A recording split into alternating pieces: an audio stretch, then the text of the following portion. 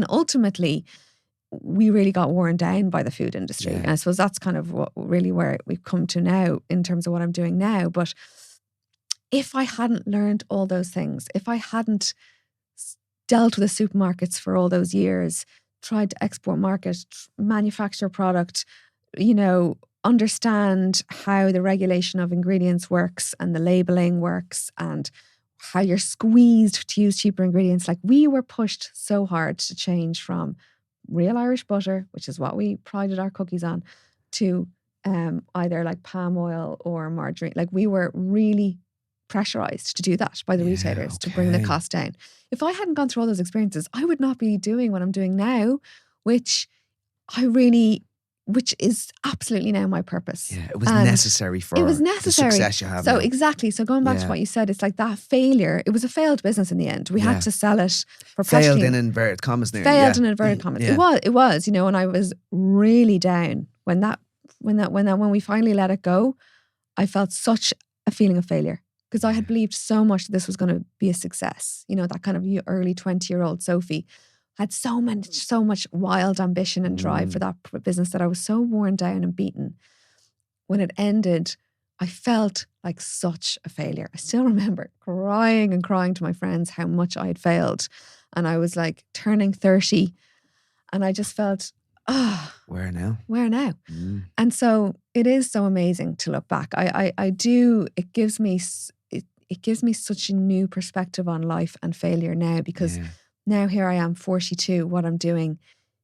This has been such an incredible journey and I'm helping thousands of people, like thousands of people I'm helping. And I have such a purpose and drive now for what I'm doing.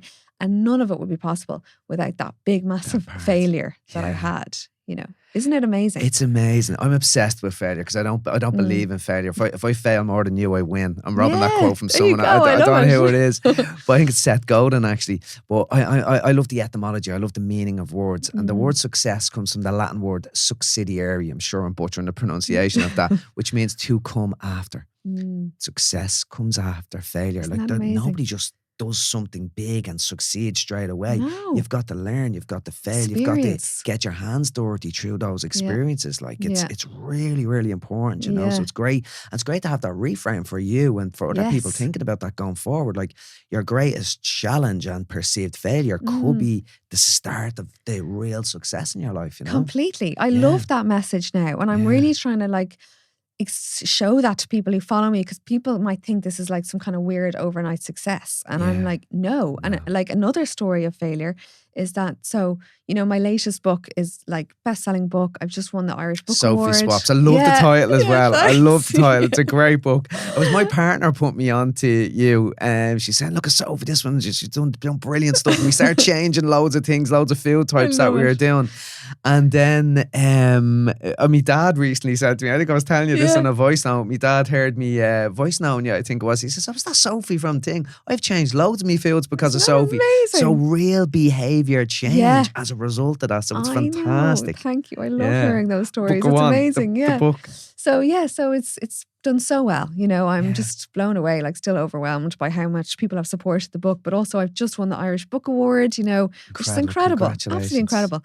But I went on my Instagram recently and said, like, look, for anyone who feels like they're going through something that they failed at or they're really struggling with that, let this be a bit of inspiration for you, because I wrote a book 12 years ago in 2012. I wrote a book and it was called Sophie Cooks. It was kind of play on the whole cookie dough thing, because that was so big at the time and I had loads of profile from that.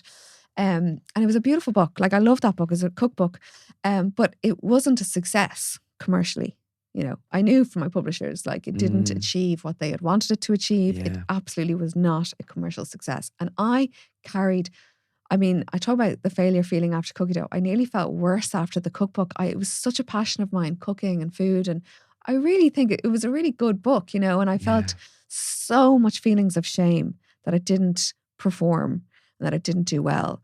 And for years, and people would always kind of say to me in my circle, would say, oh, would you ever write another book? And I'd always kind of, that feeling of shame would just hit me. Like, and I would say, oh, I'd love to, but it takes so much time, knowing in the back of my head, I'll never get another book deal because that didn't do well. Like, my publisher, I wouldn't get the opportunity to do another book.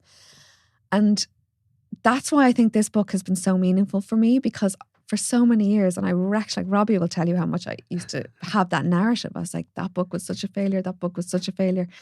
And he would, that would drive him mad. But like, to see now that I got another book deal, and not only have I got got to write another book, but I've actually been this bestseller, and now I've won this book award. It kind of blows my mind, because I had such a narrative after that other book. Yeah. Do you know? Yeah. And I shared it on Instagram, because I want people to see, this is not all this amazing success now. Yeah. I've had feelings I've had past projects that have really been failures. Yeah. And like, if you are going through that, just know that at some point you can look back and really find meaning in it. Yeah.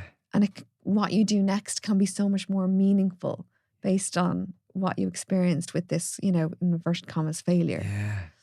But it really comes back to as well, Sophie, is that having that positive mindset, having that awareness, following your gut instinct, because you kept going. It's not giving up. Having that mentality to not give up. Yeah, true. The name of this podcast is Change is Possible. And that's like failure, success. That's like you failed and your success, huge change. Yeah. You've done that with your company. You've done that with your book. Yeah. You've now blown up on social media. Like I love watching the journey. Thank you. It's just absolutely amazing.